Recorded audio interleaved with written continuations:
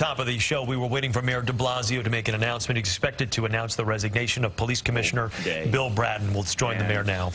It is a day where we once again recognize the extraordinary achievements of our police force in driving down crime and making our neighborhoods safer and bringing police and community closer together. And we celebrate. We celebrate transition filled with continuity, filled with shared vision, and we celebrate taking a step into New York City's future. In September, Commissioner Bill Bratton, whose contributions to our city and to law enforcement, not only here but across the nation, are literally inestimable and extraordinary. In September, Commissioner Bratton will retire from the NYPD. And we have found the perfect person to succeed him in Chief Jimmy O'Neill. And I congratulate you, Chief O'Neill, on this very important day for the city. I will say at the outset, I always call him Jimmy. You can call him James, you can call him Jim, but I always call him Jimmy. Jimmy is one of the best prepared incoming police commissioners this city has ever seen. His decades of experience have taught him not only how to lead and how to continue to improve the extraordinary work of the NYPD, but also led him to the vision of neighborhood policing that is now taking hold as the philosophy of this department. He is the architect of our neighborhood policing strategy, a strategy that Commissioner Bratton and Chief O'Neill convinced me over the last few years would be the future of this city and was deserving of extraordinary investment, a strategy that's going to make us safer, a strategy that's going to bring police and community closer together. This is the man who created that vision of neighborhood policing, and he is the man who will see that vision through to fruition for the good of all New Yorkers. We will never forget or fail to honor the achievements of Bill Bratton. And he and I have developed an intense bond over these last 31 months. And I am happy for the future, and I'm happy for your future. But I want you to know this extraordinary friendship, I'll miss seeing you every single day, but this friendship and this deep, deep connection will continue. And I want to thank you for all you've done for the people in New York City.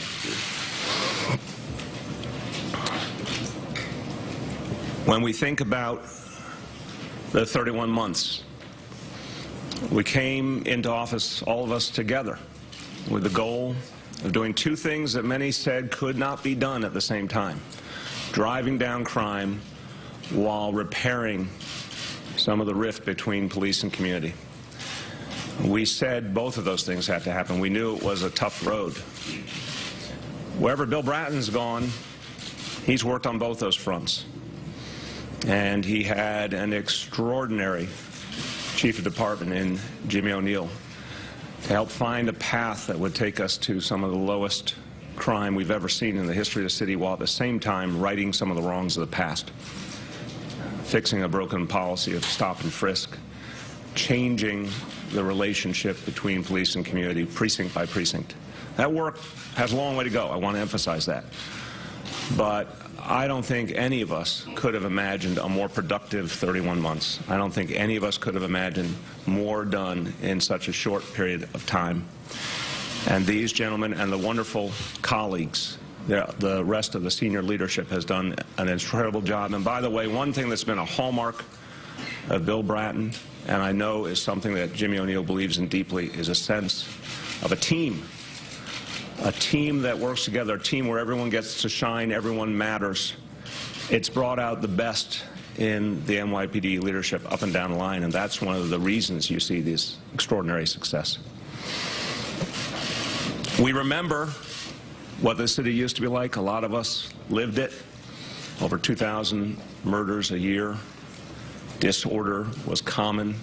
Quality of life offenses almost went without notice, they were so common.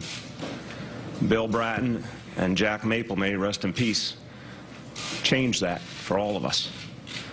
But there was so much more to be done with that model. It wasn't enough to just end the bad. We have to start working toward the good, towards our status as the safest big city in America, towards the goal of real harmony between police and community. That's work. Again, we've come a long way, much more to be done. But when you go back and you think about those days in the early 90s, when this man and his, not partner in crime, Jack Maple, that's the wrong phrase, his partner in fighting crime, Jack Maple, believed something different could happen. They had a vision that many doubted. They had a vision that was big and different.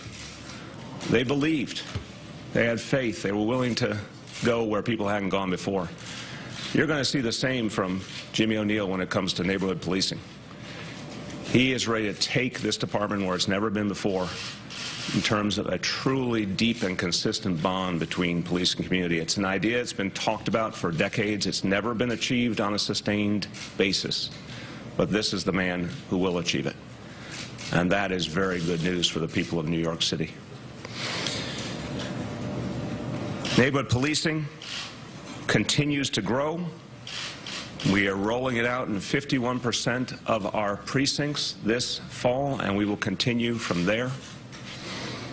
And you'll see what it means in the lives of everyday New Yorkers when they actually know the officer who patrols their part of their neighborhood, when they know the officer's name, when they have a sense of personal connection, mutual respect, shared mission.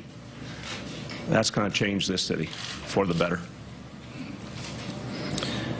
Jimmy is the real thing in every way. First of all, he comes from someplace I like to call the one true borough, Brooklyn. Born and bred, Flatbush, Brooklyn. And that upbringing, which he'll talk about, I'm sure. Growing up in this city, learning about the people of this city from the beginning of his life, brought up by a wonderful family that instilled in him values of service, and then joining the NYPD 33 years ago as a transit officer. And we were talking last night about the fact that transit officers, they get to know New York City shoulder to shoulder with the people in New York City, every kind of New Yorker, up close and personal. Gives them a special perspective. Jimmy kept the people of this city safe, one tour at a time. And then he started to rise. He was noticed early on by great leaders of the department like Bill Bratton. He rose through the ranks, commanded precincts, worked narcotics, fugitive enforcement, trained future officers at the police academy. He did so many of the crucial roles in the department. And along the way, built tremendous relationships with leaders of this city. And a great sense of mutual respect, and I hear it from them all the time, their appreciation for the way Jimmy O'Neill communicates with them, shares his thoughts and vision, listens to their concerns. Commissioner Bratton understood what Jimmy could bring to the equation as he built this extraordinary leadership team, as he thought about how to take CompStat to the next level. And Jimmy's been intimately involved in the further deepening of that extraordinary model. And as the architect of neighborhood policing, he's creating a model that I believe we're going to make work here. I believe it's going to change the city. I believe it's going to become a model that will be looked at around the country because it really answers what people are aching for. Everyone's aching for it. People in neighborhoods just want to be safe. They want to have a sense they're respected. They want to walk out the door in the morning, know they'll be safe, come home at night. And our police officers want the exact same thing. They want to be able to say goodbye to their families in the morning, come home safely at night. They want respect for the good work they do for us. They want to contribute. That's why they chose this profession. Neighborhood policing is the model that allows that to finally happen the way it was meant to.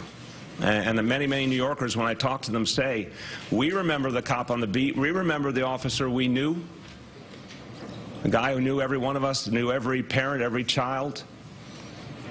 We yearn for those days, and we want to see today's version of that. That's what Jimmy O'Neill will create in this city. Well, I know this is a job for a strong man. I know it is a job for someone with a real vision, a vision of change and reform and progress. Like I always said about Bill Bratton, who never has ever rested on his laurels, to the benefit of all of us. Jimmy O'Neill burns with a passion to keep making things better, to keep finding the next innovation. And he is going to be an extraordinary leader for this department. I want to introduce to you the next police commissioner for the city of New York, Jimmy O'Neill.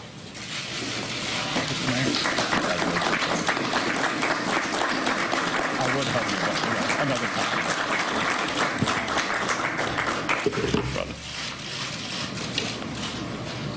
It's not true. Irish people do hug once in a while. Hi, good afternoon, everyone, and thanks for being here. Thank you, Mayor de Blasio and Police Commissioner Bratton, for your confidence in me. It's truly astounding. It's been an amazing 16 hours. Never in my life, coming on this job in 1983, did I think I'd be standing at the podium talking to everybody as the next police commissioner. Thanks for allowing the men and women of the New York City Police Department, under your guidance, to do what they do best, and that's be effective cops. And thank you to all the officers of the NYPD, every rank, from three-star chief down to cop, who allowed me and helped me get to where I am today. Without them, I'd be nothing. Thank you to all the elected officials and the clergy members and all who live and work in the 2-5 and the 4-4, who have become true friends and guides for my career. Over the past 2.5 years, I've had the absolute privilege to work closely with the mayor and the commissioner to help shift this, the nation's largest police department, away from a style of policing the city that sometimes lost focus of the most important aspect of safeguarding the public. Lowering crime, but not at the expense of losing the vital support of the people that we were sworn to protect and serve.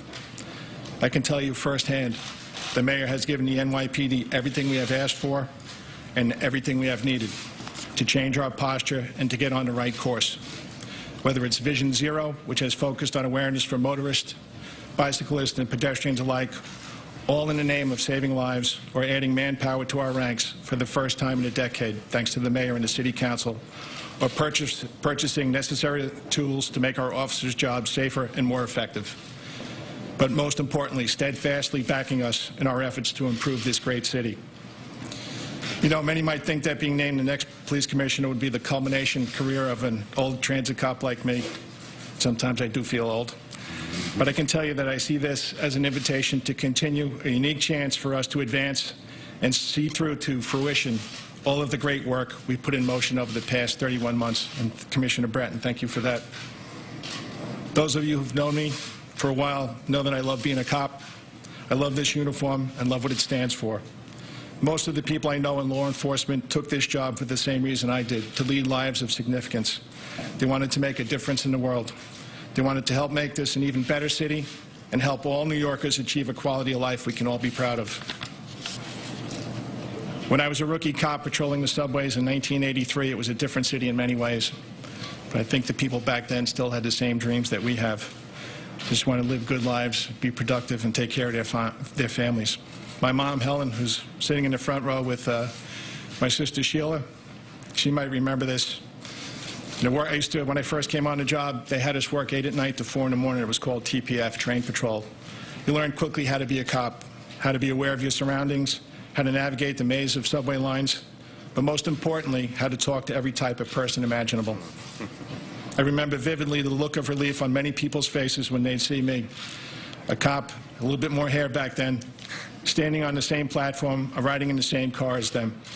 Not a lot of people back then really wanted to ride the subway between 8 at night and 4 in the morning, but they did so to get back and forth to work, to provide for their families, and to improve their lots in life. And they were happy to see a uniformed cop because they felt safer. It was inspiring for a young cop. And now, nearly 34 years later, it's the same feeling today for the young men and women you see in uniform all around the 5 boroughs. We're here for you, the people of this city.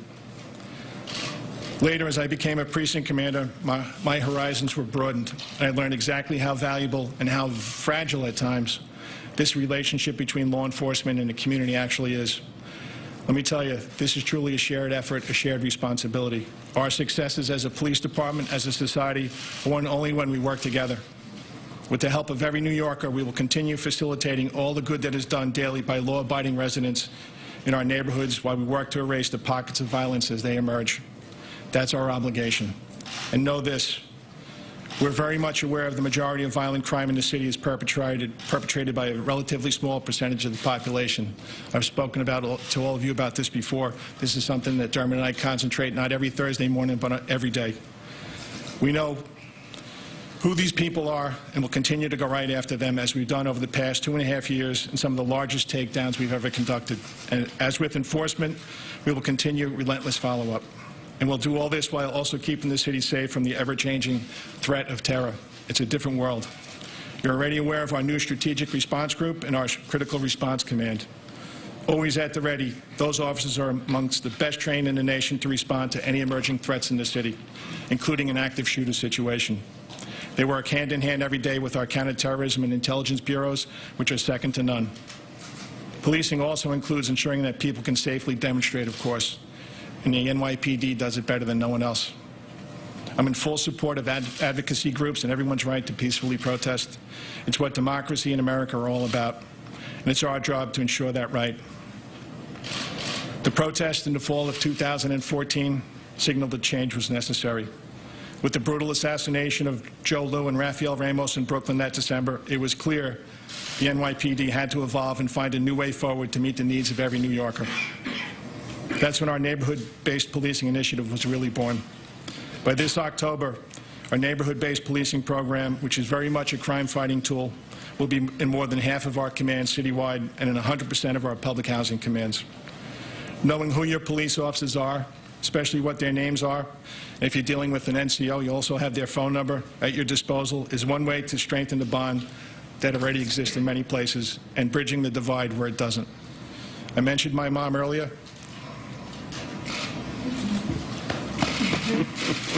It's hard to talk about you. She really was the one who taught me the ideals of what good cops should aspire to. Because of her, I learned we can change the world into what we want it to be, and that life is much, much more than just about oneself. It's about all of us. Thank you, Mom. Amen. Amen.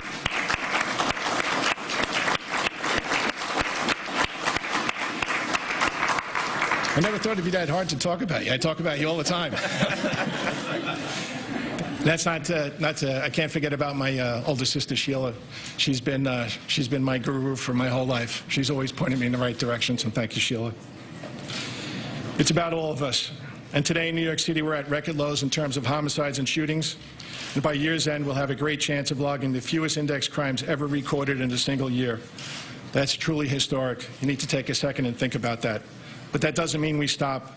We never stop trying to drive down crime and quell disorder, and we're going to do it in lockstep with the people we're dedicated to protect. It is, after all, what we do now. I want to thank the Mayor and Police Commissioner again for having the trust and confidence in me to continue shepherding the extraordinary changes we put in motion and help the NYPD continue to evolve, and we must always evolve, and New York City continue to be in a place we're all proud to live and work. Thank you very much.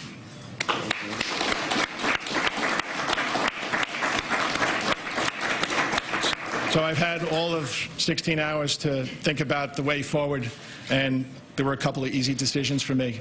And one of them was to ask my good friend Ben Tucker, First Deputy Commissioner, to stay on and help the city move forward. So Ben, thank you for that, and I'd ask you to come up.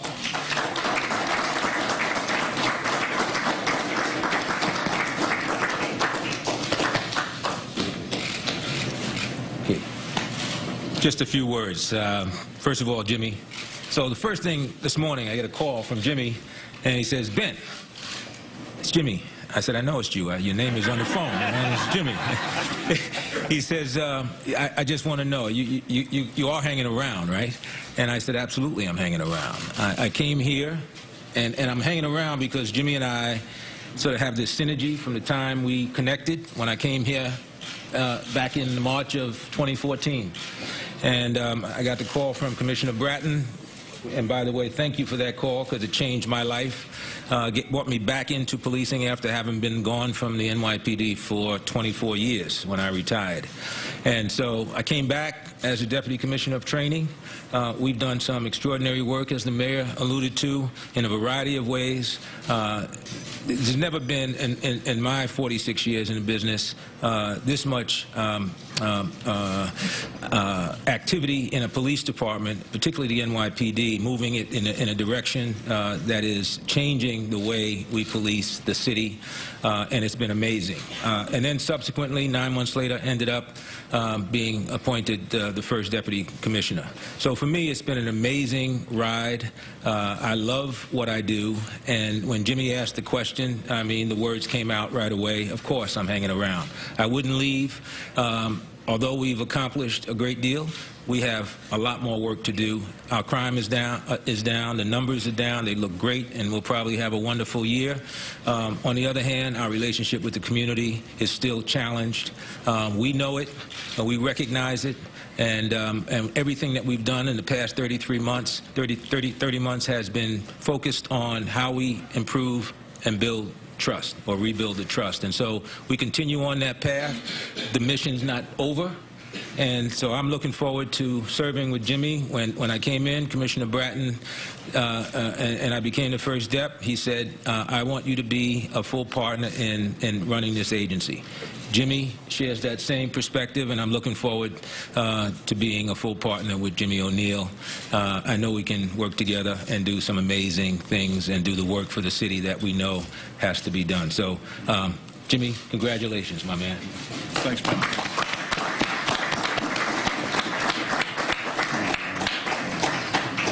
So if you notice one thing about Ben, I'm really going to have to up my game when it comes to suits, Ben. Don't worry, I'll take care of it. All right, I know good. a guy. Okay. I know a guy. Yeah. I have a couple, but not as nice as that. So with moving up to the position of police commissioner, that does create a bit of a vacancy. My old job as chief of department. And it didn't take me long to figure out who I wanted to fill that position. It's a man that I've known him for 14 years. I met him when I was the CO of the 4-4 precinct, and right from the get-go, he knew he was a man of integrity, hard work, and he shares the same vision that I do. Carlos Gomez is a man right for this job. He has the will to make the change, and sometimes it's real difficult to change police departments. He has the vision to make the change, so he's a great friend, he's a great leader, and I'd just like to introduce Carlos Gomez as the new chief of department. Carlos.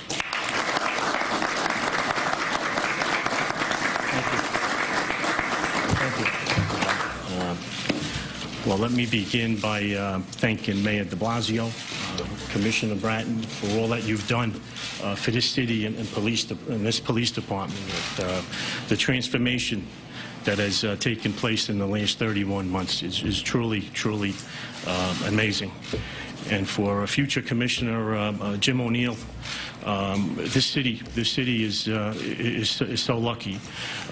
Someone who cares about the cops, cares about the community, whose management style is one of teamwork, and that is what we share. And that is going to trickle down. It's going to trickle down from the top, from the police commissioner, through me, through the bureau chiefs, the borough commanders. It's going to trickle down all the way down to the police officers, the newest police officers, the newest rookies, and who benefits? The entire city, the community will benefit from this. It's a great honor to oversee all uniformed members in the nation's largest and finest police department. This city is truly blessed in that it has the most hardworking, very dedicated, and the best trained police officers patrolling the street. And when I say police officer, I mean from the newest rookie in field training all the way up to our experienced and talented bureau chiefs.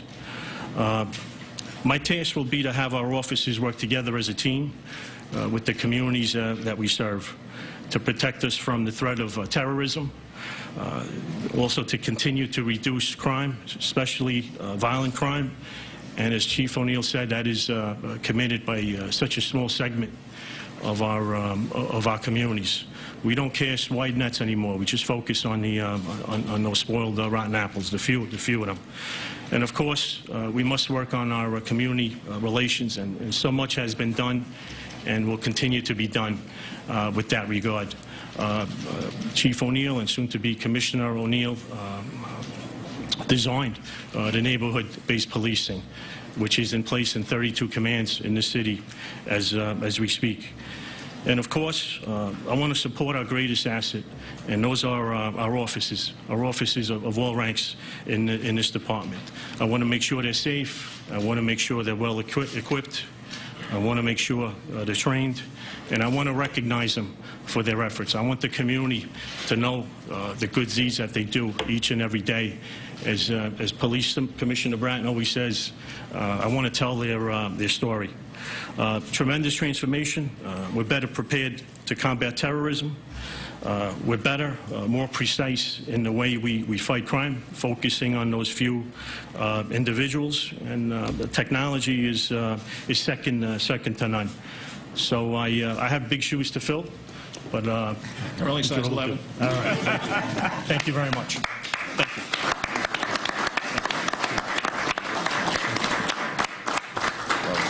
Well done. Well, I just want to say, in addition to my tremendous faith in Chief O'Neill, I've had just the extraordinary pleasure of working with First Deputy Commissioner Ben Tucker and Chief Carlos Gomez. We've all been a team together. This is something, again, I can't say enough about Bill Bratton's understanding of teamwork. But so many days in this room, we would have meetings we called one-on-ones, but they're actually more like 12-on-12s of everyone collaborating together, thinking together. Meetings at One Police Plaza. So many times we've been out in the community, in good times and bad, collaborating, thinking, huddling together. So this leadership group, we have all bonded very, very personally. There's such trust. I said at one point in the discussions over the last day, I said it has become a situation like a great basketball team when they can do the no-look pass. We feel that strong connection. We know each other thinks, we know how to work together. And I have to tell you, I want to give Ben Tucker such tremendous credit for the extraordinary work that's happening in the training and retraining of our police force. It's one of the X factors. It's one of the things that will change our police force and our relationship with the community the most, and it's working. And I want to give Chief Gomez tremendous credit for what he has done as one of the people who's really, with Jimmy O'Neill, built that neighborhood policing model, made it something that will take root and be strong and sustainable in the city. He understands so intimately what it's going to take. So this is a team that is ready-made to work together to succeed. And boy, what an extraordinary combination. Proud son of Flatbush, a proud son of Bed-Stuy, and a proud son of Jackson Heights, together, all of whom came up through the ranks, all of whom learned from the perspective of a patrol officer, but all of whom brought with them their experience as members of a family, of a community.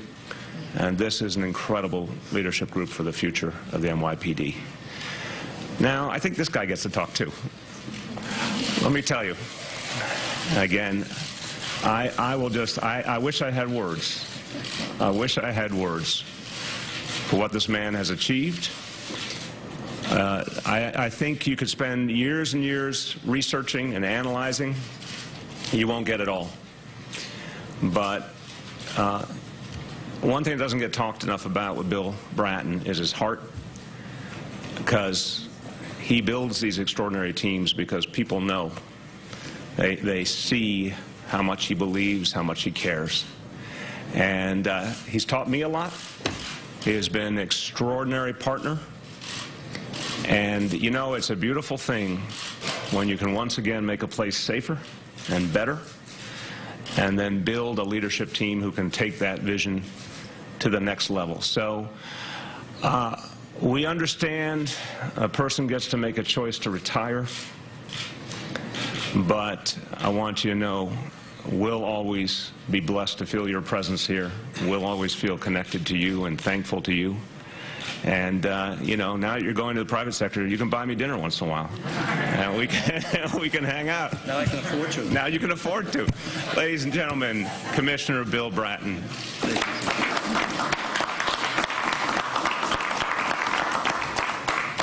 There are many proud sons up here on this, at this podium. 4 born and raised in New York. I'm a proud son. Grew up in Dorchester, Massachusetts, with 2 of the best parents any person could have ever have hoped to have had, Bill and June Bratton. And I really wish that they could have been here to see this day as I continue my odyssey. And they helped to shape it and frame it. But I'd like to think of myself, like half of the population in New York City, as a proud adopted son of this extraordinary and great city, and one that I have been pleased and privileged to have now, on 3 different occasions, have worked very hard to make a safer place for all of us, adopted or otherwise. Before I begin my prepared remarks, I'd like to certainly make a few thank yous at an appropriate time. First and foremost, to my lovely wife, Ricky Kleeman, who once again upset her life to allow me to pursue the passion of my life. And that passion is policing and its importance to all that is good in America. And so 31 months ago, once again, she allowed me to respond to the great offer that was being made to me by this great mayor.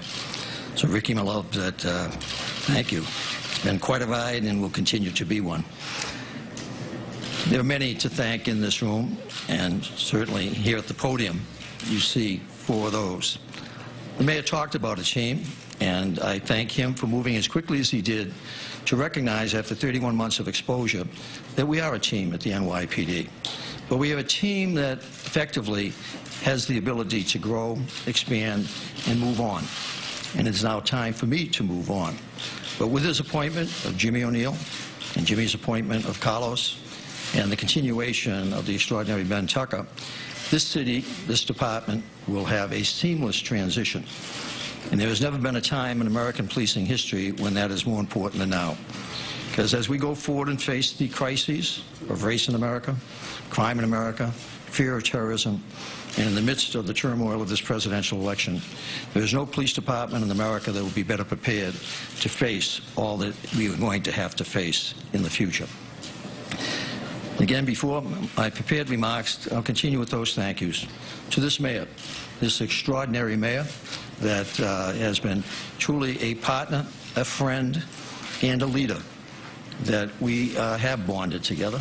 I have often said that we are seamless, that we have a passion for what government can do, what policing can do, and I think collectively, he and I, me sharing the vision that he has, and he's sharing the vision I have, and surrounding ourselves with people who add to that vision, I think we have, in fact, over these 31 months, done so much. And I'll speak more in a few moments on that. So, Mr. Mayor, thank you for all that you do, for your friendship, and that friendship will continue. One of the great things about leaving this time was that 20 years and 4 months ago, I stood at this podium with another mayor, another team at that time, the late, great Jack Maple, the extraordinary Jack Maple, John Timoney, who is now battling cancer, unfortunately, John Miller, and a few others. And the mayor and I exchanged gifts, Mayor Giuliani at that time. One of the gifts he gave me was a key to the city. Didn't tell me he'd already changed the locks. So for the next 20 years, I was locked out in some respects of this city and this police department. And when I came back, the mayor gave me a new key that allowed me to come back into the city I love, and particularly the police department that I love and have such a passion for. So, Mr. Mayor, thank you for that. There's several people in this room that I certainly have to acknowledge, and I can't acknowledge them all because there were so many.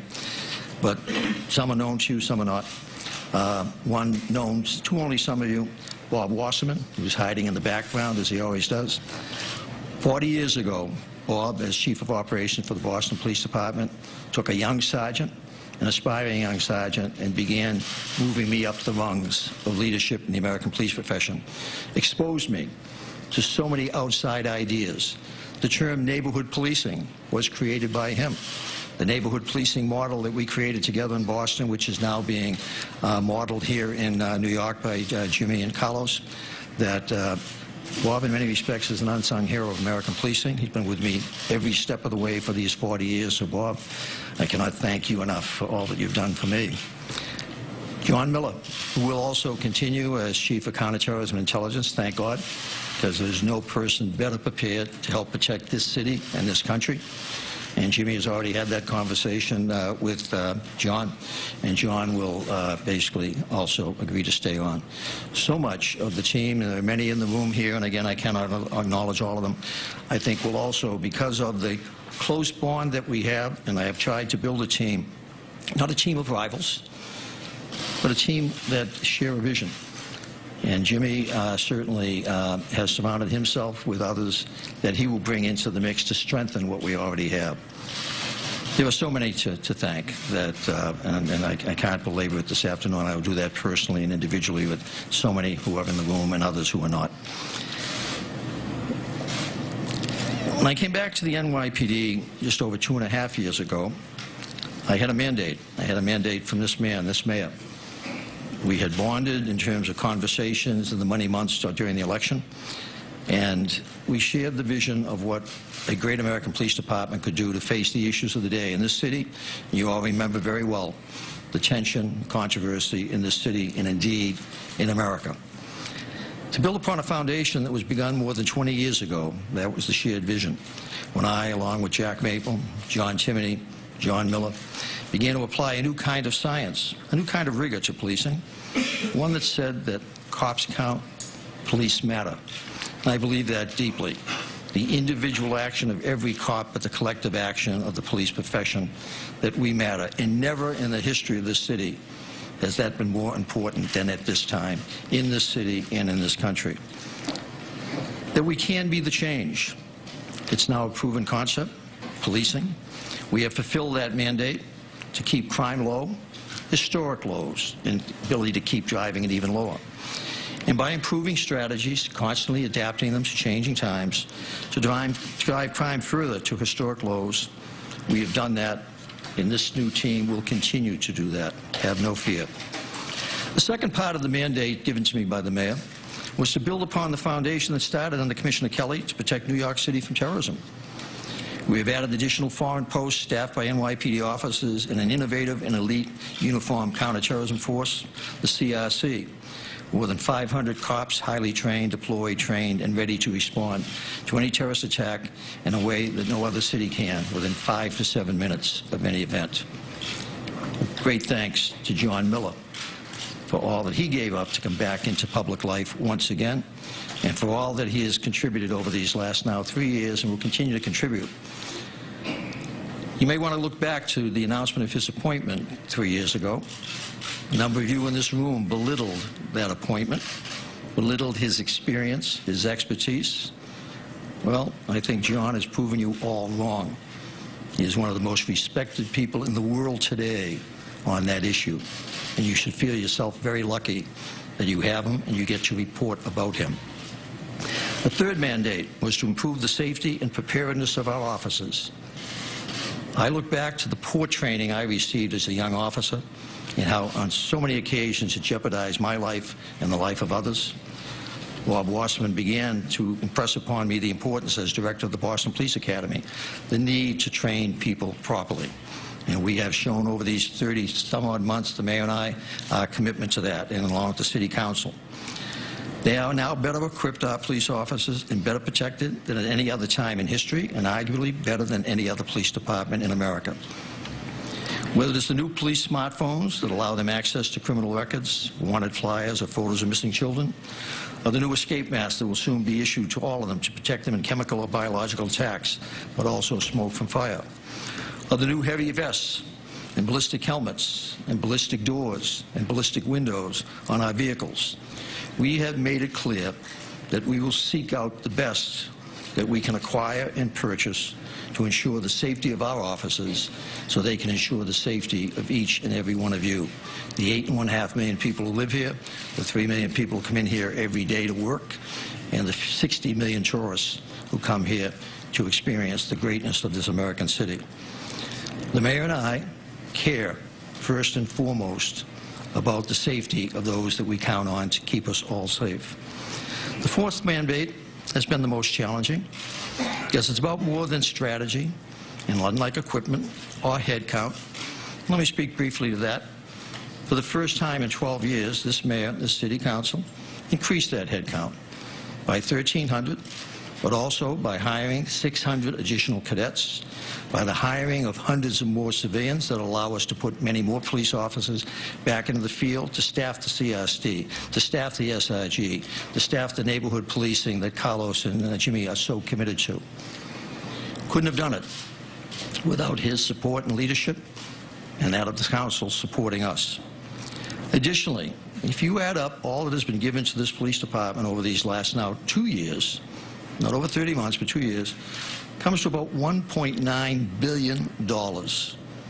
No police department in America at any time in any of their history has ever been as well funded or supported as we have, to buy all of that equipment, to provide all of that training, to ensure that our officers, that we keep them as safe as we can, and they keep you as safe as you need to be. We have begun that job from top to bottom. For our officers, it has involved new training about how to de-escalate situations. We've reduced stop and frisk by phenomenal amounts, said it couldn't be done, but we continue to reduce crime at the same time. We have reduced our use of force, our civilian complaints, and launched the most innovative and far-reaching community policing program New York has ever attempted. And it will succeed this time. Why? They're here, the team that will lead it into the future. New innovation, neighborhood policing, something old. Boston, 1975. New again, New York City, 2015 when we launched it. Brainchild of Jimmy O'Neill. And one of Jimmy's great strengths is that he loves this department and this city with a passion. But he understands we don't have all the answers. So I have sent him to Los Angeles. I have sent him elsewhere in the country to understand that other agencies, as they struggle with the issues of the day, have better ideas. And so what we have here in New York now is an amalgamation of Boston, of Los Angeles, of Seattle, and the NYPD. He and the team that he will be privileged to lead understand that we have a lot to be proud of, but so do others in the profession.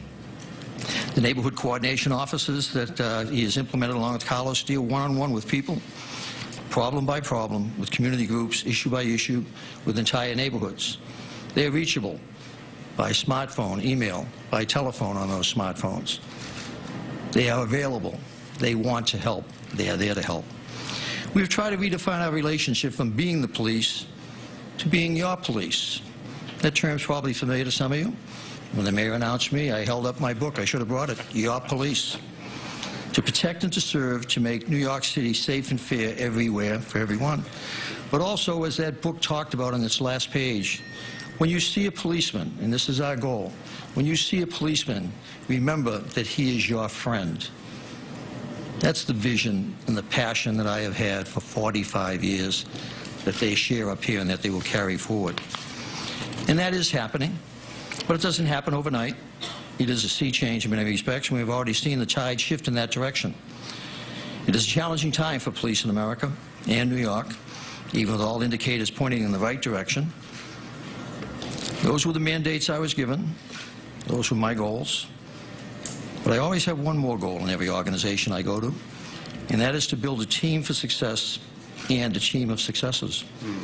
I try to leave each place with the bus headed in the right direction, with the right people on the bus, and before I go, 3 or 4 people who are qualified to drive that bus. Abraham Lincoln was famous for surrounding himself with people he thought were smarter than he was, because he knew they would make him and his government and his people and his nation better. I have, throughout my career, I believe, surrounded myself with the best and the brightest to form a team that can lead any organization that I've been privileged to lead, and I have had many, and now twice this magnificent organization. I cannot thank the Mayor of New York enough for his confidence in the team that he has worked with over these past 3 years to understand the importance of a seamless transition. And today, you have seen that. So, Mr. Mayor, thank you.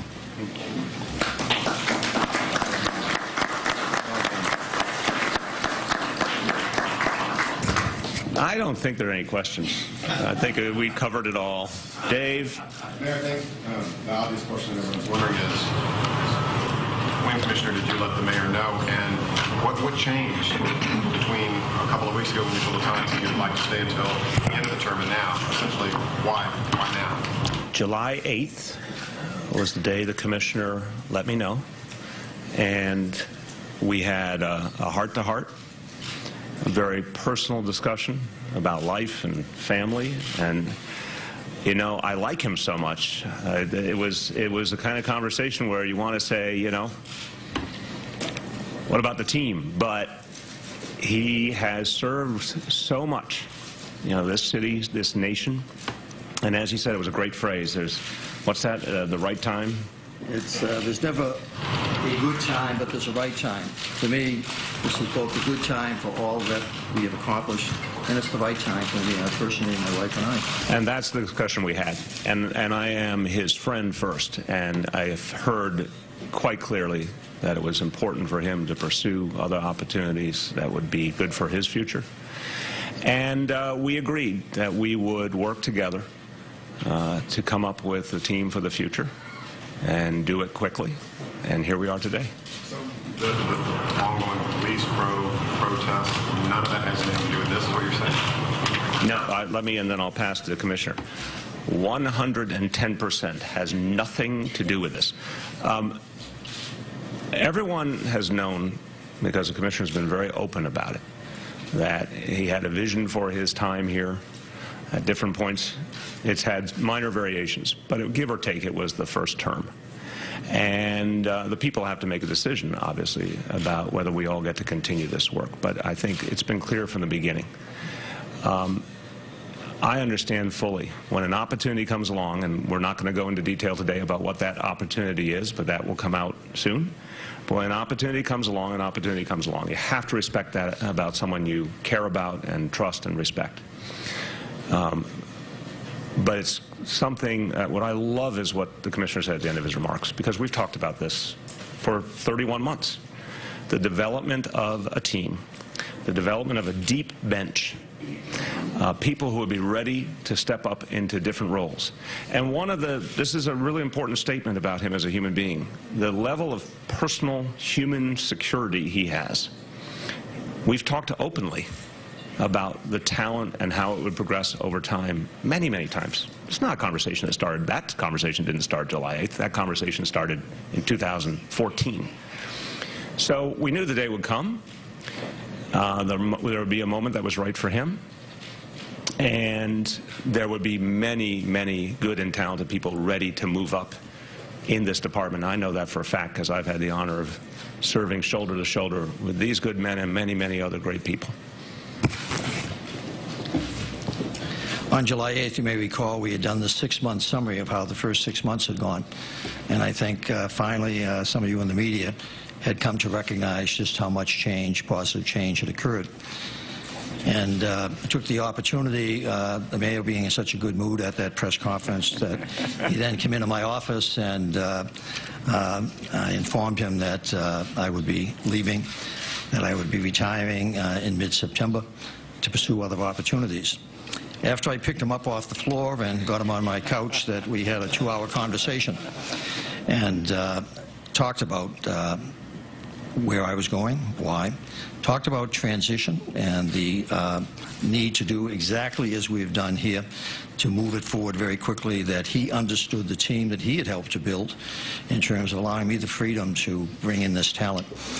And your issues about whether it's the ongoing corruption investigation, it is ongoing, but it is being done intimately and in coordination with the U.S. Attorney's Office, so that that's not a reason to leave, that we have strong partners there.